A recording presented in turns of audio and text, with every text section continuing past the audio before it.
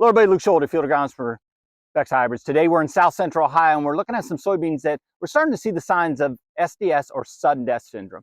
And unfortunately, we're seeing that in a number of beans that were planted in the first 2 weeks of April. So this is an infection though that came in months ago. So SDS is an infection that comes in particularly when we're cool or damp during those early vegetative periods. So those beans that were planted in early April, even though we had a pretty dry period in the last half of May, first part of June, still went through a period of time where it was damp, but in particularly cool.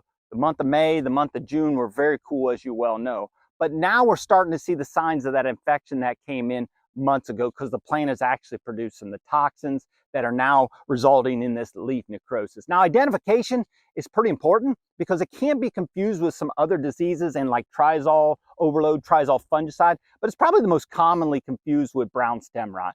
But just like the name states in brown stem rot, the way you differentiate is brown stem rot, the pith will be discolored brown, whereas sudden death, like these soybeans, sudden death is actually showing a healthy pith or kind of that white creamy color, but the cortex is more of a grayish or tannish discoloration. And sometimes even we'll see some green spores that represent that pathogen on the root system that cause SDS. So that is how we identify, but you may be asking, well, why? Why are we seeing SDS show up when many would probably say we had kind of a dry growing season? And we did in late May and June.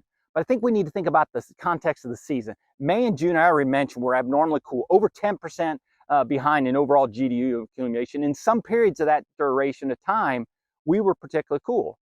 But then kind of the culmination of all the scenario and the events for SDS to occur is we have to be cool and damp during those early vegetative growth stages, even as much as, or as early as a week after emergence. But then typically we have to be saturated or at least damp during the first several growth stages of reproduction. Well, starting about the 1st of July, many areas, including this field, we started getting some larger rains, or at least we remained saturated. And that's why we're seeing that.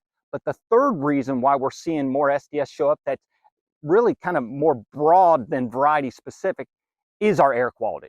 So it's no secret, for a duration of time, for the entire growing season, we've been dealing with wildfire, smoke, and haze. More importantly, we've been dealing with elevated ozone levels. So ozone is a very damaging pollutant, and it's actually an oxidant. So essentially, when the plant's taken in, they burn the plant tissue as they're respiring at night, and that is very, very harmful. And I think what that's showing is we're seeing SDS show up a little bit earlier than we typically would, and it's really making it less variety specific. Now I expect later in the growing season, we're gonna see some of those more susceptible varieties kind of separating themselves, showing more damage. But to date, I know of 7 different varieties, not all in our bag, that are showing that symptomology.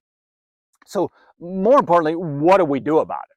Unfortunately, we can't do anything about it at this point in time. And even if we were to know that the infection came in early, a foliar fungicide sprayed at R3 would not have helped.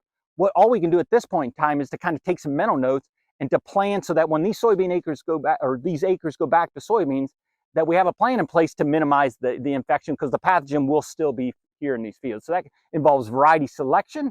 That involves knowing our soybean cyst nematode levels, because we know soybean cyst nematode highly correlates to more SDS because that pathogen can overwinter in the cyst of soybean cyst nematode. That involves rotation, although that's not a high degree of impact. Perhaps in these acres in a couple years, or even next year, next time they go back to soybeans, you might consider using a levo. A levo would add a secondary fungicidal control of sudden death syndrome.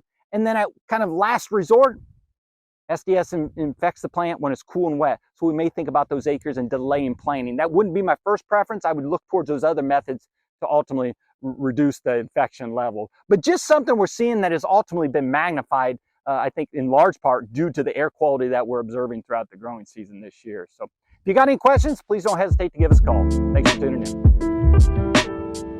in.